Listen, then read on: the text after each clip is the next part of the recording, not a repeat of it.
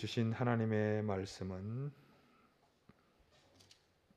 시편 31편 9절에서 16절입니다. 시편 31편 9절에서 16절 세번역 성서로 봉독해 드립니다. 함께 화면을 보시면서 같이 해 주시길 바랍니다. 주님, 나를 긍휼히 여겨 주십시오. 나는 고통을 받고 있습니다. 울다 지쳐 내 눈이 시력조차 잃었습니다. 내 몸과 마음도 활력을 잃고 말았습니다. 나는 슬픔으로 힘이 소진되었습니다. 햇수가 탄식 속에서 흘러갔습니다. 근력은 고통 속에서 말라버렸고 뼈마저 녹아버렸습니다. 나를 대적하는 자들이 한결같이 나를 비난합니다. 이웃 사람들도 나를 혐오하고 친구들마저도 나를 끔찍한 것 보듯 합니다. 거리에서 만나는 이마다 나를 피하여 지나갑니다. 내가 죽은 사람이라도 된 것처럼 나는 사람들의 기억 속에서 잊혀졌으며 깨진 그릇과 같이 되었습니다. 많은 사람이 나를 비난하는 소리가 들려옵니다. 사방에서 협박하는 소리도 들립니다. 나를 대적하는 사람들이 함께 모여 내 생명을 빼앗으려고 음모를 꾸밉니다. 누가 뭐라고 해도 나는 주님만 의지하며 주님이 나의 하나님이라고 말할 것입니다. 내 앞날은 주님의 손에 달렸으니 내 원수에게서 내 원수와 나를 박해하는 자들의 손에서 나를 건져 주십시오. 주님의 환한 얼굴로 주님의 종을 비추어 주십시오. 주님의 한결같은 사랑으로 나를 구원해 주십시오. 아멘. 할렐루야. 말씀드린 것처럼 오늘은 저희가 고난주일로 지킵니다. 우리를 구원하시기 위해서 십자가에서 피 흘리시며 자신을 내어주신 그 예수님의 죽으신 날 혹은 또 죽으신 것 자체를 기념하는 그런 고난주일입니다. 예수님께서 짊어지신 그 십자가의 의미, 우리를 구원하기 위해서 십자가에 달려 죽으셨다고 하는 그 십자가의 의미에 대해서는 이미 여러 번 말씀을 드렸기 때문에 오늘 생각해 보고자 하는 것은 십자가에 달려 죽으시는 그 고통과 고난 속에서 예수님이 어떤 마음을 가지셨을까? 오늘 시편 9절은 그런 고통과 고난 속에서 절규하는 그런 시편 저자의 마음을 잘 보여주는데, 또 하나 조금 있다가 우리가 함께 살펴보겠습니다만 이사야 50장 4절에서 9절에 나오는 그 고난받는 하나님의 종의 노래, 이 두 본문이 다 그 예수님의 고난받는 예수님의 마음이 어떠셨을까를 잘 보여주고 있습니다. 예수님은 어떤 십자가의 고통과 고난을 당하실 때 어떤 마음이셨을까요? 사실 오늘 우리도 인생을 살아가면서 고통과 고난 없이 살아갈 수 없습니다. 우리도 누구나 다 이 험난한 인생길에서 고통과 고난을 마주하며 살아가야 할 터인데, 우리는 이런 고통과 고난 속에서 어떤 마음을 가져야 할까? 그 주님의 마음, 고통과 고난 속에 있는 예수님의 마음을 한번 살펴보면서 우리도 어떤 마음으로 이 고난을 마주해야 할 것인지, 어떻게 대처해야 할 것인지를 함께 생각해 보도록 하겠습니다. 우리의 인생길은 그렇게 마냥 기쁘고 감사하고 좋은 것만은 아닙니다. 수많은 고난과 고통이 함께하는 길입니다. 그리고 그 원인도 참 다양합니다. 고난의 원인들은 지금 제가 그것을 쭉 열거할 수는 없겠습니다만, 우리가 열심히 기도해왔던, 아직도 우리의 기도 제목에 남아있는 튀르키예, 시리아에 벌어졌던 그 지진, 엄청난 지진, 도로가 쫙 갈라지고 계곡이 협곡이 생기는 그 지진 속에서 수많은 건물이 무너지고 많은 사람이 죽었죠. 얼마나 많은 분들이 고통을 당하고 지금도 겪고 있는 일이고, 또 홍수 피해도 엄청났습니다. 우리나라도 몇 년 전에 또 그런 엄청난 홍수도 있었습니다만, 또 화산 활동과 같은 화산의 피해도 그렇습니다. 이런 자연재해, 이런 것들이 참으로 우리 인간을 고통스럽게 만듭니다. 또 우리가 지난 몇 년 동안 참 힘들고 어렵게 살아갈 수밖에 없었던 코로나 바이러스로 인한 코비드 19와 같은 이런 일도 우리를 참 힘들게 만듭니다. 또 러시아가 침공함으로써 우크라이나 사람들이 얼마나 고통을 당하고 우크라이나뿐만입니까? 그 전쟁으로 인해서 얼마나 많은 고통과 고난을 우리 모두가 함께 나누고 있는지. 그래서 이런 일들 또 거기에 결부돼서 나타나는 사회적 경제적인 문제들이 우리를 참 힘들고 고통스럽게 만듭니다.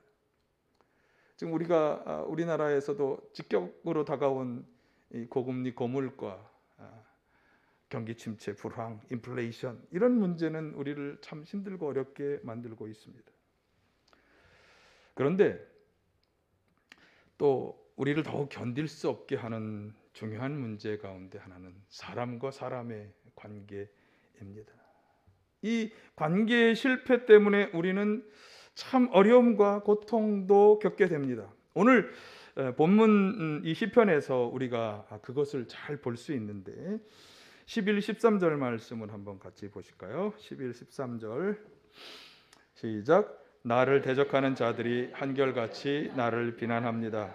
이웃 사람들도 나를 혐오하고 친구들마저도 나를 끔찍한 것 보듯 합니다. 거리에서 만나는 이마다 나를 피하여 지나갑니다. 내가 죽은 사람이라도 된 것처럼 나는 사람들의 기억 속에서 잊혀졌으며 깨진 그릇과 같이 되었습니다. 많은 사람이 나를 비난하는 소리가 들려옵니다. 사방에서 협박하는 소리도 들립니다. 나를 대적하는 사람들이 함께 모여 내 생명을 빼앗으려고. 대적자들의 비난, 이웃들의 혐오, 또 친구들이 끔찍한 것 보듯 하는 그런 상황이 벌어지고 있습니다. 또 거리에서 얼굴을 보기만 하면 피하여 지나가고 마치 죽은 사람처럼 깨진 그릇처럼 대하는 거죠. 비난하고 협박하고 생명을 빼앗으려고 음모하는 사람들.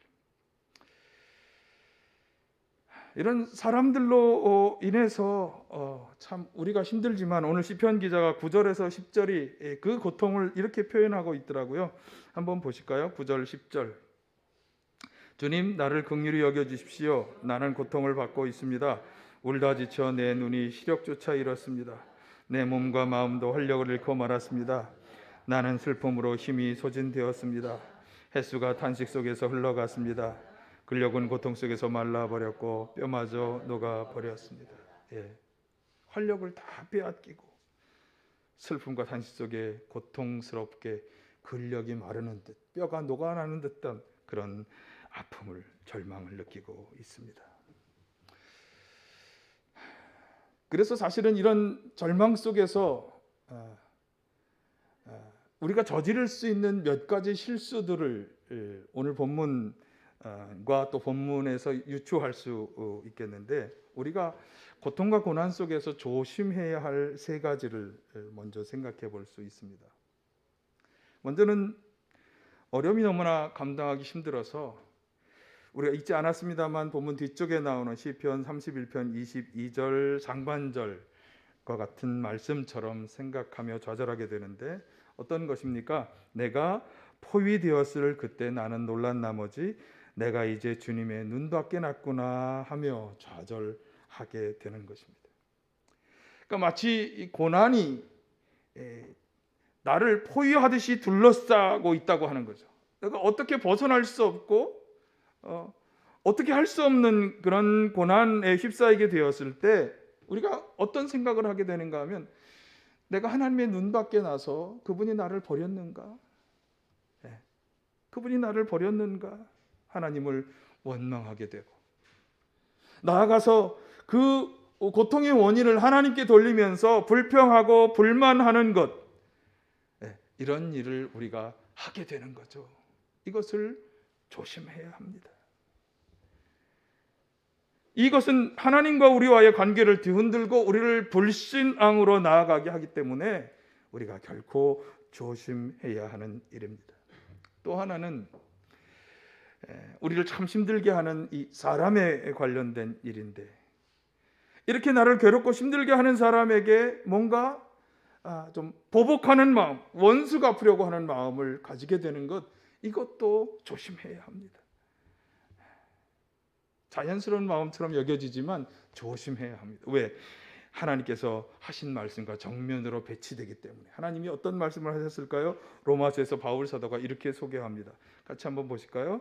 사랑하는 여러분, 여러분은 스스로 원수를 갚지 말고 그 일은 하나님의 진노하심에 맡기십시오.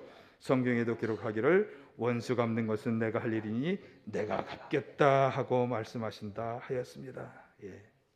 우리가 원수 갚으려고 하는 마음을 가지고 시도하는 것, 그것은 하나님이 하신 말씀에 정면으로 대치된다. 하나님은 어떻게 말씀하셨는가?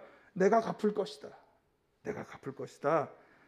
나의 일이다. 네 일이 아니라 내 일이다. 그렇게 신명기 32장의 35절 말씀을 인용해서 말씀했어요. 그러니까 하나님이 하시려는 일을 우리가 하면 그것은 하나님께 죄를 범하는 그런 불신앙의 죄가 되기 때문에 조심해야 합니다. 마지막으로 세 번째, 우리가 고난과 어려움 속에 있을 때 하나님이 마치 침묵하시는 것 같고 아무 일도 안 하는 것 같이 느껴질 때 조심해야 하는 것은 뭐냐? 그러면 나는 다른 그 어떤 것에게 도움을 구하겠다.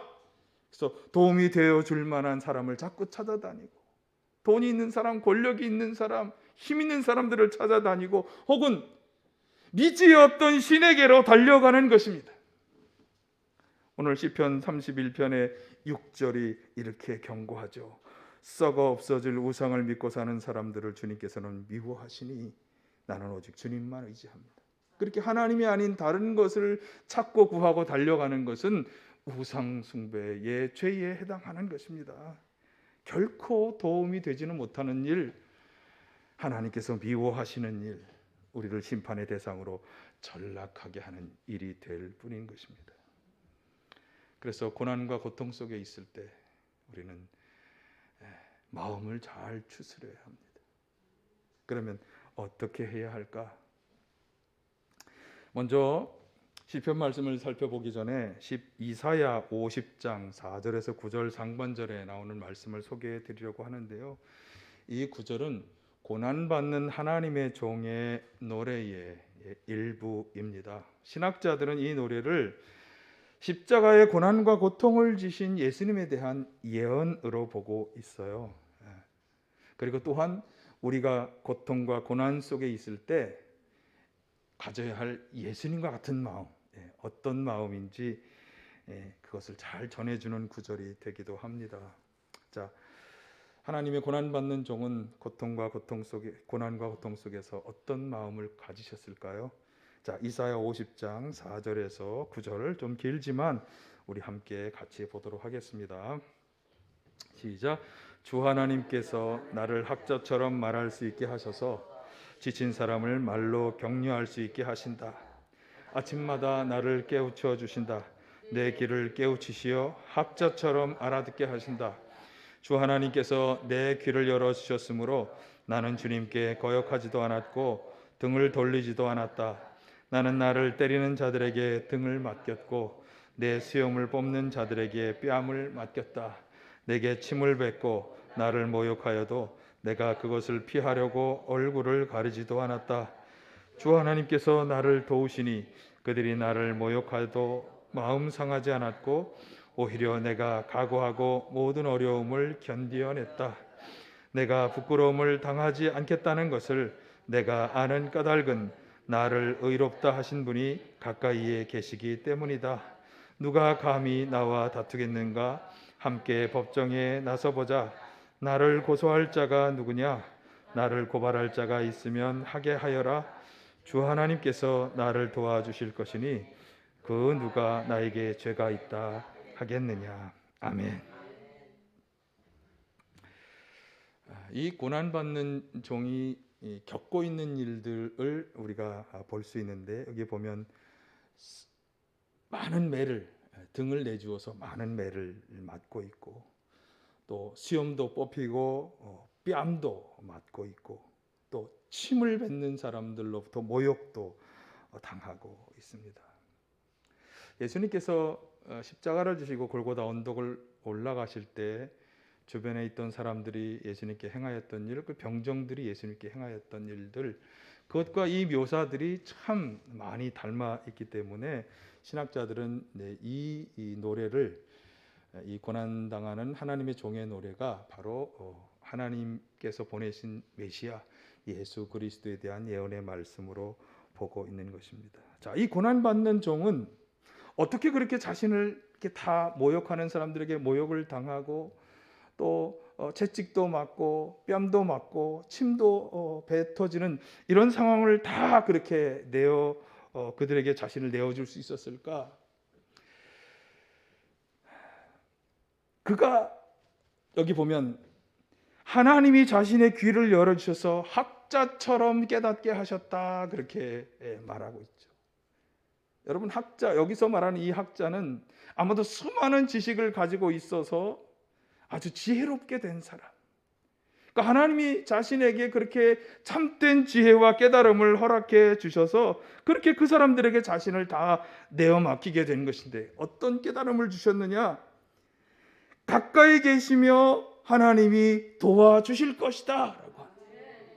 그 고난과 어려움 속에서 하나님은 자신을 외면하지 않고 가까이에서 도와주시고 결국은 부끄러움을 당하지 않고 승리하게 하실 것이다. 아니, 목사님, 지금 침도 뱉고 있고 따기도 맞고 있고 다 매도 맞고 있는데 어떻게 하나님이 도와주실 거라고 얘기하는 거예요? 여러분, 우리가 꼭 기억해야 할 것은요, 하나님의 때와 방법이 우리의 때와 방법과 꼭 일치하지는 않는다라고 하는 사실. 이사야서에서 거기에 대한 말씀을 했죠. 예수님은 이 깨달음을 가지고 계셨기 때문에 기꺼이 그 고난에 자신을 내어주신 것. 지금은 내가 고난을 당하지만 그러나 끝까지 이 고난으로 인해서 내가 부끄러움을 당하고 이들에게 패배를 당하지 않을 것이다. 하나님은 나의 가까이 계셔서 도와주시고 승리하게 하실 것이다. 이 깨달음을 가지고 이 모든 어려움 속에 자신을 내어주고 그 어려움을 견뎌낸 것입니다. 저는 고난 속에 우리가 깨달아야 할 깨달음 여러 가지가 있을 것입니다. 제가 유명한 목사님의 어떤 설교들을 여러 편 들으면서 우리가 참 가져야 할 깨달음이 많구나. 오늘 우리 나눔교회 성도들에게 주시는 주님의 깨달음은 이 하나님에 대한 깨달음. 우리는 이 깨달음으로부터 시작해야 합니다. 힘들고 괴로울 때, 도저히 앞이 보이지 않을 때, 주변이 나를 다 정말 둘러싸고 있는 것 같이 느껴질 때, 특별히 사람과의 문제가 발생했을 때 우리 스스로 가장 먼저 자문하고 돌이켜 보아야 하는 것은 하나님에 대한 깨달음, 하나님과의 관계, 그것을 돌아보고 점검해야 합니다. 그래서 무엇보다 필요한 것은 무엇입니까? 나의 문제를 해결해 줄 것 같은 어떤 사람, 더 많은 돈, 더 많은 권력, 그런 것이 아니라 먼저 하나님 앞에 나아오는 것입니다. 하나님을 찾고 구하는 것, 이것이 가장 중요한 일인 것입니다. 오늘 시편 본문에서도 기자는 말씀합니다. 13, 14절을 보실까요? 많은 사람이 나를 비난하는 소리가 들려옵니다. 사방에서 협박하는 소리도 들립니다. 나를 대적하는 사람들이 함께 모여 내 생명을 빼앗으려고 음모를 꾸밉니다. 누가 뭐라고 해도 나는 주님만 의지하며 주님이 나의 하나님이라고 말할 것입니다. 누가 뭐라고 해도, 오늘 설교의 제목입니다. 어떤 고난과 환난이 다가온다 할지라도, 어떤 사람들의 모욕과 침뱉음이 다가온다 할지라도, 박해가 다가온다 할지라도, 그 뭐라 한다 할지라도 나는 주님만 의지한다고, 주님만이 나의 하나님이라고 하나님을 먼저 기억하고 그분께 부르짖고 있습니다. 그래서 고백하죠. 15, 16절의 고백도 같이 보실까요? 시작. 내 앞날은 주님의 손에 달렸으니 내 원수에게서, 내 원수와 나를 박해하는 자들의 손에서 나를 건져 주십시오. 주님의 환한 얼굴로 주님의 종을 비추어 주십시오. 주님의 한결같은 사랑으로 나를 구원하여 주십시오. 아주 귀한 깨달음이요 고백입니다. 내 앞날은 돈 많은 사람, 권력자, 나를 잘 아는 사람, 그 누구가 아니라는, 내 앞날은 주님의 손에 달렸으니, 그러니까 주님 앞에 달려 나와야 되는 거죠. 그분이 원수에게서 나를 건져 주실 것이다. 주님이 한결같은 손으로 나를 구원해 주실 것이다. 그것을 확신하며 그것을 기도로 간구하고 있는 것입니다. 또 하나 보여주는 분명한 시편 기자의 확신을 우리에게 보여주는 구절은 4절 하반절의 6절인데, 자, 이거 한번 같이 보실까요? 시작. 주님은 나의 피난처입니다. 주님의 손에 나의 생명을 맡깁니다. 진리의 하나님이신 주님, 나를 속량하여 주실 줄 믿습니다. 썩어 없어질 우상을 믿고 사는 사람들을 주님께서는 미워하시니 나는 오직 주님만 의지합니다. 주님만이 나의 피난처가 되신다. 주님만이 나를 속량하여 주실 것이라고 확신하고 있기 때문에 내 생명을 주님께 맡깁니다. 모욕 속에, 비난과 협박 속에 거칠게 나를 다른 사람들 손에 나를 맡길 수 있는 것은 주님께서만이 나의 앞날을 책임져 주실 것이고 내 생명을 책임져 주실 것을 확신하기 때문에, 주님께서 나만이 나를 속량해 주실 것을, 건져 주시고 구원해 주실 것을 확신하기 때문에 이렇게 고백하는 것입니다. 여러분, 고통과 고난을 당할 때 그 무엇보다 그 고난과 고통 자체가 아니라 그것을 능히 이기게 하시는 하나님을 기억해야 할 줄로 믿습니다.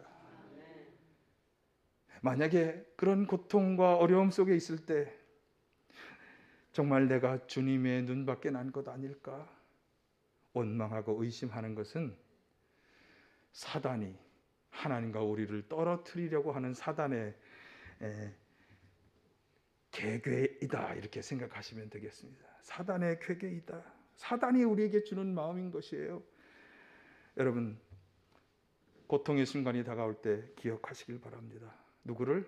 하나님을. 그리고 하나님과의 나의 관계가 지금 어떤 관계인지를 생각해 보시기 바랍니다. 우리는 참 연약한 존재입니다. 행복하고 평화롭고 또 인생의 어떤 성공과 성취를 누릴 때는 그것을 누리느라 바빠서 하나님을 멀리하고 잊어버리기가 쉽습니다. 동의가 되시나요? 한번 여러분 인생을 돌이켜 보시면서 내가 정말 잘 나갔을 때, 내가 정말 잘 되었을 때 하나님을 더욱 가까이 했는가, 아니면 좀 하나님을 잊어버리고 살아왔는가 한번 생각해 보시면 분명할 것입니다. 그렇기 때문에 행복하고 즐거운 순간도 참 좋았지만 더욱 귀하게 여겨지는 것이 뭐냐 하면 환난과 고난의 때입니다. 왜 그럴까요? 이제부터 설명을 드리겠습니다. 실패로부터 배운다라고 하는 말을 혹시 들어보신 적 있으십니까? 많이 들었을 겁니다. 이것을 신앙의 교훈으로 바꾸어 말하면 이렇게 말할 수 있겠습니다. 고난은 우리에게 더욱 하나님을 가까이 하고 하나님의 능력을 경험하는 순간이다. 아멘. 바울 사도가 이것을 분명히 고백합니다. 고린도후서 12장 10절을 보시면 시작. 나는 그리스도를 위하여 병약함과 모욕과 궁핍과 박해와 곤란을 겪는 것을 기뻐합니다. 내가 약할 그때 오히려 내가 강하기 때문입니다. 자, 그는 자신이 그렇게 연약함을 경험할 때, 그렇게 어려움을 경험할 때 오히려 그것을 기뻐하며 강하다고 고백했어요. 어떻게 그렇게 할 수 있을까요? 자, 그 앞절에 9절에서 그 이유를 그는 이렇게 말씀했어요. 하나님이 자신에게 주신 말씀 때문인데 어떤 말씀을 주셨을까요? 고린도후서 12장 9절 시작. 주님께서는 내게 이렇게 말씀하셨습니다. 내 은혜가 내게 족하다. 내 능력은 약한 데서 완전하게 된다. 그러므로 그리스도의 능력이 내게 머무르기 위하여 나는 더욱더 기쁜 마음으로 내 약점들을 자랑하려고. 바울은 지금 자신의 몸에 가시로서 작용하고 있는 이 간질을 치료받기 위해서 간절히 하나님께 3번 부르짖었어요. 그러나 그때마다 하나님께서 그에게 주신 말씀은 내 능력은 약한 데서 완전하게 된다. 그래서 바울이 깨달은 신앙의 진리가 뭐냐? 내 약함들 가운데 그리스도의 능력이 머무르는구나. 자신의 약함과 약점들이 오히려 하나님의 능력이 머무르는, 하나님의 능력이 함께하는 통로가 되었다고 하는 것을 깨달은 거예요. 그래서 약함과 약점이 오히려 강함이 되었다라고 그는 고백하는 것입니다. 여러분, 이 확신, 이 고백이 우리의 입술에 터져나오기를 간절히 축원합니다. 고난과 환난을 맞이할 때 실망하거나 불평하고 불만을 표출하는 것은 사단이 우리에게 주는 마음인 것을 잊지 마십시오. 왜냐? 오히려 그 고난과 환난은 주님의 능력을 경험하는 기회가 될 것이기 때문에 사단은 그것을 방해하려 하는 것입니다. 지지 마시기를 바랍니다.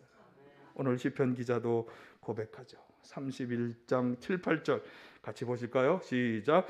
주님의 한결같은 그 사랑을 생각할 때마다 나는 기쁘고 즐겁습니다.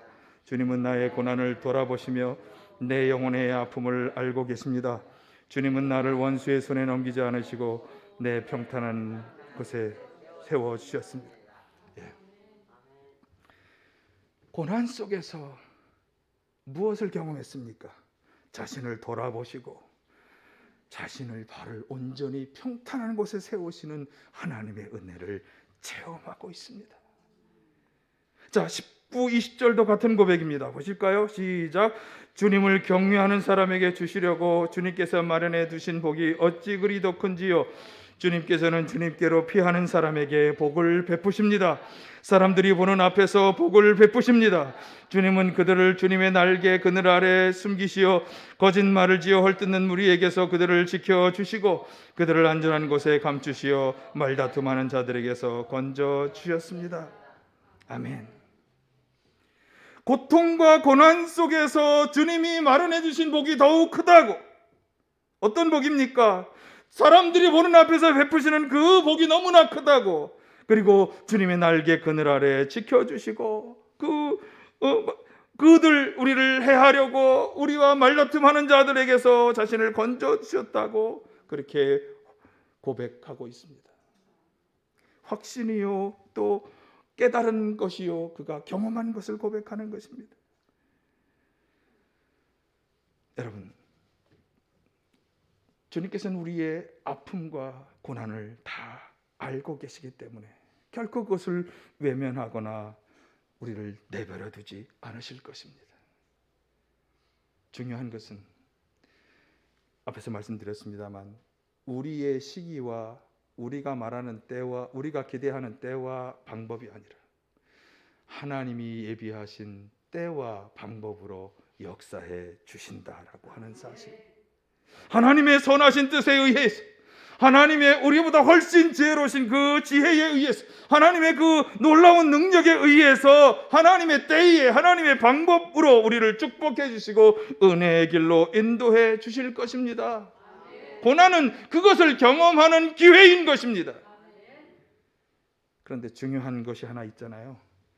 하나님을 경외하는 믿음을 잃지 말고 계속 유지해 나가야 한다고 하는 사실입니다. 시편 기자가 지금 이야기한 그 하나님의 은혜와 축복은 그런 사람에게 주어지는 것이지 하나님이 나를 버리셨는가? 의심하고 원망하는 사람에게는 이것이 주어질 수 없다라고 하는 사실을 기억하시기를 바라고요. 고난과 어려움을 맞이할 때 더욱 하나님 경외의 믿음을 유지하고 무장하시기를 간절히 축원합니다. 그래서 마지막으로 꼭 명심해야 할 말씀은 오늘 우리가 읽었던 본문이 아니라 이 시편 31편의 마지막 절에 나오는 24, 23, 24절입니다. 이 시편을 읽는 모든 독자, 고난 속에 있는 모든 성도들에게 주시는 권면입니다. 자, 같이 보실까요? 시작. 주님을 믿는 성도들아, 너희 모두 주님을 사랑하여라. 주님께서 신실한 사람은 지켜주시나 거만한 사람은 가차없이 벌하신다. 주님을 기다리는 사람들아, 힘을 내어라, 용기를 내어라. 하나님을 사랑하는 것이 얼마나 중요한지, 하나님 앞에 신실하게 살아가는 것이 얼마나 중요한 것인지를 깨닫고서 우리에게 권면하는 것입니다. 먼저 주님을 사랑하라. 그리고 거만한 마음을 다 내려놓고 용기를 내어서, 힘들고 어렵지만 용기를 내어서 주님을 기다리라. 여러분, 우리의 삶에 정말 내가 하나님의 눈밖에 난 것이 아니야, 그렇게 생각할 수 있는 어렵고 힘든 인생의 고비가 다가올 수 있습니다. 가장 가까이에 있다고 생각되는 사람을 통해서 또 그런 고통과 고난이 다가오기 때문에 어려움은 배가 되고 더 그래서 좌절하고 실망할 수 있습니다. 그러나 내가 하나님의 눈밖에 난 것은 아니야, 하나님이 나를 버린 것은 아니야, 이런 생각은 누가? 사단이 주는 생각이라고 하는 것을 다시 한번 잘 확인하시고, 여러분 의심하지 마시고 불평하지 마십시오. 하나님은 우리를 그냥 내버려 두지 않으실 것입니다. 우리를 구원해 주실 것이고 한결같은 하나님의 사랑으로 우리의 길을 인도해 주실 것입니다. 물론 그 하나님의 때와 방법이 우리의 때와 방법과 다를 수 있다는 것을 기억하시기를 바랍니다. 주님은 우리가 부르짖을 때 응답하시고 개입해 주실 것입니다. 우리를 통해 당신의 뜻을 이루어 주실 것입니다. 하나님을 경외하는 자를 위해 예비해 주신 하나님의 은혜와 축복을 내려 주실 것입니다. 어렵고 힘든 고난을 맞이해서 우리는 어떤 마음으로 살아가야 할까요? 이 사순절에 우리가 가져야 할 확신은 이 모든 고난과 어려움은 오히려 주님을 만나고 주님을 경험하는, 주님의 능력을 힘입는 우리 인생의 새로운 기회가 된다라고 하는 사실입니다. 여러분, 고난을 당할 때 더욱 하나님을 찾고 하나님 경외의 믿음을 잃지 말고 그 믿음을 끝까지 붙잡고 더욱 하나님을 사랑하며 용기를 내어 주님을 기다리십시오. 고난은 우리 믿음의 여정에 새로운 기회가 될 것입니다. 이것을 다시 한번 확인하고 결단하는 오늘 고난주일이 되시기를 간절히 축원합니다. 사랑의 아버지 하나님,